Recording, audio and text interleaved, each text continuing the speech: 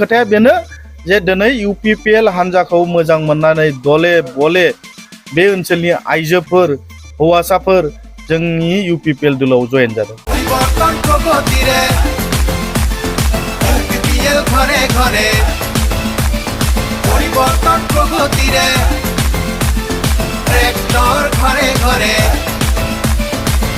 मोनसे परिबेस नुदों जे फैबाय थानाय MP इलेक्शनाव जोंनि BJP UPPL आरो AGP नि बिजाथि जयन्त बसुमतारिया जे देरहागोन बियो दिनै 100 आव 100% मोनसे जों बिश्वास लानो हायो आरो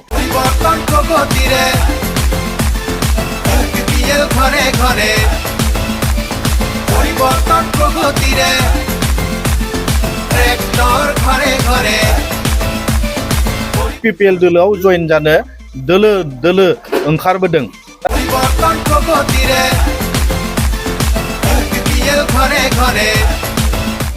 करमतली प्राइमारिनि आन्दाराव जोङो जोंनि बुथ कमिटि पेज हेड बेखौ जोङो मोनसे सावरायनाय UPPL दोलोनि बेल' नङा जोंना दिनै मोनब्रै जायगायाव बेबायदि UPPL हान्जानि कार्यकर्ता मिट जोंनि बुथ कमिटिनि प्रेसिडेन्ट सेक्रेटारि जोंनि पेज हेड जोंनि वार्कारफोरखौ लानानै सावरायनाय दङमोन।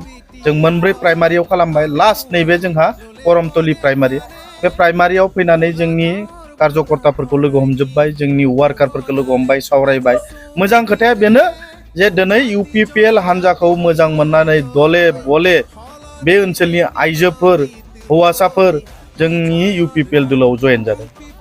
गोबां दिनै BPF आव सापर्ट थानाय बे ओनसोलनि सुबुं बे ओनसोलनि रायजो राजाफोरा दिनै UPPL दलाव जयेन जादों। गोबां जोंनि बे ओनसोलनि सिगाङाव GSP खौ सापर्ट खालामदोंमोन बिथांमोनाबो दिनै मानिजाथाव प्रमद बर'नि दैदेननाय जोंनि UPPL दोलो बेहाय ज' फैनानै जयेन खालामदों।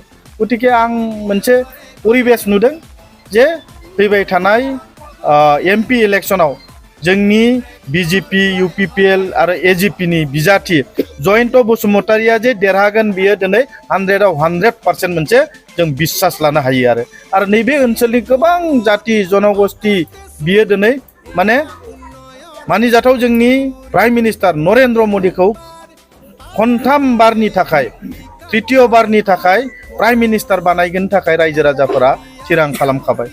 इलेक्शननि डेटआ माला जागोन माला भट होनो मोनगोन बेखौ रायजो राजाफोरा दिनै नेबाय थादों। जों रायजो राजाफोरनि सेराव फैनानै जों आर'ज खालामदों जे फैबाय थानाय 7 मेआव ट्रेक्टरनि सावगारियाव भट होनो थाखाय जों बयखौबो खावलायदों आरो रायजो राजाफोरा बेखौनो नेनानै दङ आरो बेखौ नेनायजों लोगोसे दिनै UPPL दोलोआव जयेन जानो दोलो दोलो ओंखारबोदों। दा बेखौ नुयोब्ला जों नुनो मोनबाय जे क'क्राझाराव जोंनि UPPL BJP AGP नि बिजाथि जयन्त बसुमतारिया देरहागोना दिनै रोखा। नोंथांमोना गावबा गावनि गथ'खौ सासे राफोद गेलेगिरि खालामनो गोसो दं नामा?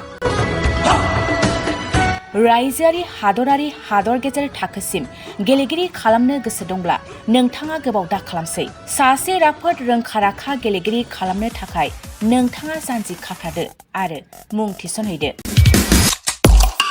चिरां जिल्लानि सिङाव थानाय सोलिफु फोरोंसालि बल्लामगुरि काराटे एकाडेमि फोनांजाब राहा 8720903713 बड' हाउस काराटे एकाडेमि दलाइगाव फोनांजाब राहा 6900451157 बेंटल काराटे एकाडेमि फोनांजाब राहा 9678041226 बिरनगाव काराटे एकाडेमि फोनांजाब राहा 6901341656 आरो दालिगाव काराटे एकाडेमि फोनांजाब राहा 8720903713 बैफोर मख'नाय सोलोंसालिनिफ्राय सिगांनिफ्रायनो रायजोआरि हादरारि हादर गेजेरारि थाखोनिफ्राय बान्था मोननो हानाय सोलोंसाफोर मोननो हाबोनाय सोलोंसालि। बे मख'नाय फोरोंसालियाव रोंगौथि गोनां फोरोंगिरिया फोरोंथाय होनानै नोंथांनि गथ'खौ सासे राफोद गेलेगिरि सोरजिनायाव मदद आरो जाफुंसार खालामगोन।